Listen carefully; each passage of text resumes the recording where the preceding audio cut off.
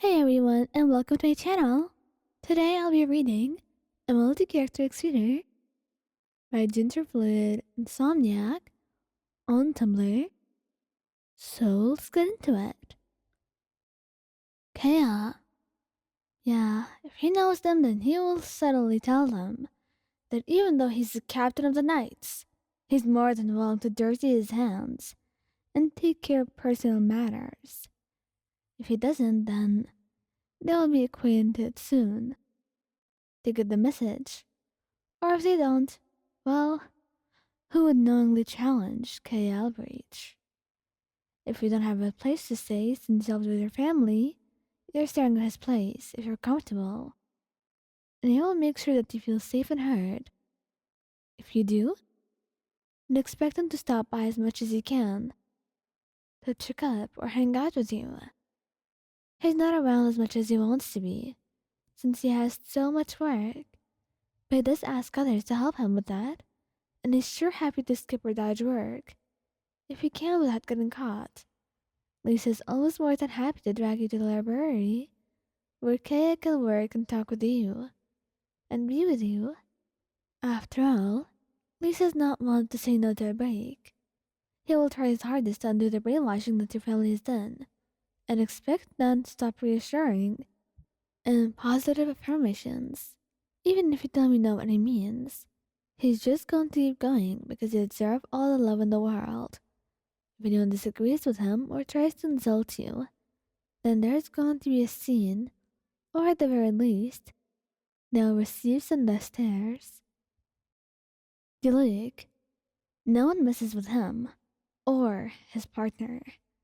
Therefore, when he finds out that your family is abusive and toxic, he takes a quick day trip over. And then, well, he does what he needs to do, and gets back to Angel's chair, saying nothing about it. And if you bring it up, that your family has been strangely silent, then he'll comment out how strange it is, and then ask if you're okay with it. And again, if you have nowhere to go, then he'll have you stay with him, because who's safer than living with Luke? And you're so happy that he offered. And this does not even need to be said, but there are a ton of girl sessions. He will give you all the love you deserve and more.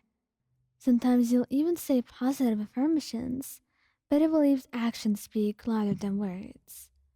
And after a bit, you tend to hang out with him at his tavern and chat with him while he works, and of course, Venti is there as well, running his tap no less. Xiao, I think we can all agree that no one should mess with the Adepti, and absolutely no one is stupid enough to mess with Xiao. If anyone is, then they won't want you for long. Xiao is a man of few words when he wants to be, but he has no problem speaking his mind, as long as he needs to. The idea that another mortal would harm you has definitely surprised him, but it only made him angry. He has you stay at the Bangshu Inn and makes it a habit to say hello to you and have lunch and or dinner with you. And if anyone says anything to you, just tell them that you're Xiao's partner and they'll back off. He will often try to compliment you or say nice things to you rather than be affectionate, because, well, he's not used to being affectionate, but he will try, eventually, just to offer you that kind of comfort too. And at night, the two of you will go stargazing, naming certain constellations out loud and making up names of your own. Venti. Venti is furious, and this is one of those times that he gets serious. He won't say anything to them, despite wanting to, but he will insist that you stay with him and keep him company, bringing you along on adventures, and repeating that you're a key part of the adventure.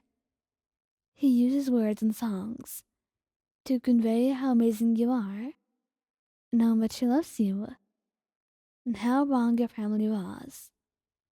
It becomes a habit that at the end of the day, he plays his lyre and sing a verse or two that he made up for you. Oftentimes he's with you as you do what you need to do, tailing along, and humming a tune or waving to passerbys or making small talk with you as you get what you need. No matter what happens, Venti will always be there for you. Kazuha, he knows what it's like to be hated and outcasted, but by your own family, that was something else. Kazuha's reputation alone, if they know who he is most of the time enough to get them to back off. But if they still continue to physically or verbally assault you, then he will resort to actually giving them a piece of his mind. It doesn't matter if there's more than one person. He will take on a group of people if it means they're safe from harm and feel happy.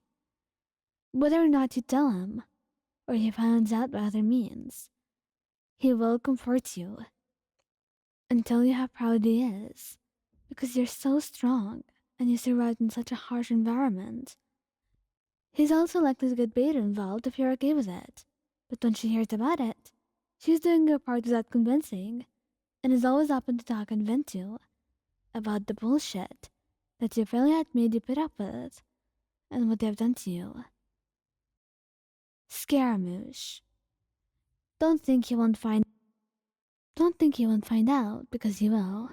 And when he does, he will be furious. Noticing how much it affects you and tracking down where they live. Because no one is allowed to torment you except him. Scara will act different. Because he has a reputation to uphold.